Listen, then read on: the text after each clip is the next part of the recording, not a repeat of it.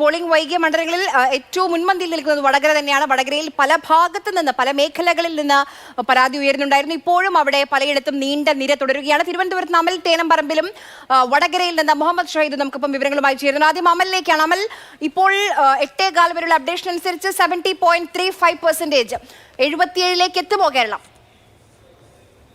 നിലവിലെ പോക്കനുസരിച്ചാണെങ്കിൽ ഇനി ഒരു കാരണവശാലും ആ കണക്കിലേക്ക് എത്താനുള്ള സാധ്യതയില്ല. നിലവിലിപ്പോൾ ഈ പോളിംഗ് ബൂത്തുകളിൽ ക്യൂ ഉണ്ട് എന്ന് പറയുമ്പോൾ പോലും 6 മണി വരെ അവിടേക്ക് എത്തിയ ആളുകളെ മാത്രമാണ് അവിടെ തുടരാൻ അനുവദിച്ചിട്ടുള്ളത്. അവർക്ക് ടോക്കണുകൾ നൽകിയിട്ടുണ്ട്.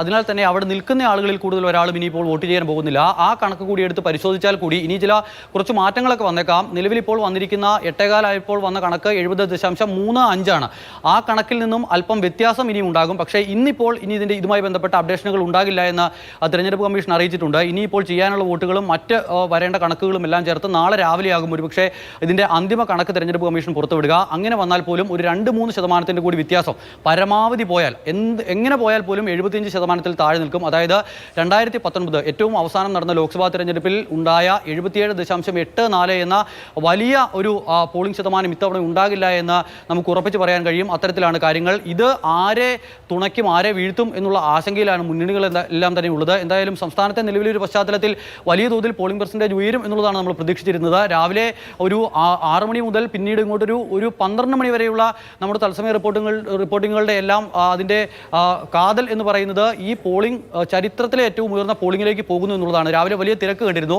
പക്ഷേ അത് കാലാവസ്ഥയെ പേടിച്ചുള്ള തിരക്കാണ് എന്നുള്ളതാണ് പിന്നീടത്തെ ഒരു സാഹചര്യം കാണുമ്പോൾ നമുക്ക് മനസ്സിലാക്കാൻ കഴിഞ്ഞത്. മാത്രമല്ല ഈ പല ബൂത്തുകളിലും ഈ ഒരു 1-2% വോട്ടുകളുടെ കുറവുണ്ടാകാനുള്ള പ്രധാനപ്പെട്ട കാരണം ഈ പോളിംഗ് ബൂത്തുകളിൽ ഉണ്ടായിട്ടുള്ള താമസം തന്നെയാണ്. വോട്ട് രേഖപ്പെടുത്തുന്നതിന് പലർക്കും ബുദ്ധിമുട്ടുകൾ നേരിട്ടു.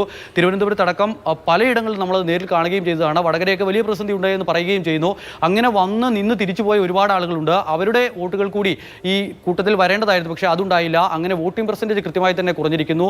വോട്ടിംഗ് ശതമാനം കൂടിയിട്ടുണ്ടെങ്കിൽ തങ്ങൾക്ക് ഗുണകരമാകും, അല്ലെങ്കിൽ കുറഞ്ഞാൽ തങ്ങൾക്ക് ഗുണകരമാകും എന്നൊക്കെയുള്ള കൂട്ടലും കിഴിക്കലും ഒക്കെ തുടങ്ങിയിട്ടുണ്ട്. പക്ഷേ ഇത് ആരെ ബാധിക്കുമെന്ന കാര്യത്തിൽ ഒരു ആശങ്ക ഇപ്പോഴും നിലനിൽക്കുകയാണ്. കൃത്യമായ വിവരങ്ങൾ നൽകിയത് 77ലേക്ക് എത്തുമോ എന്നത് അത് പറയാൻ വലിയ പ്രയാസമാണ്. എന്തായാലും സാധ്യത വളരെ കുറവാണ്.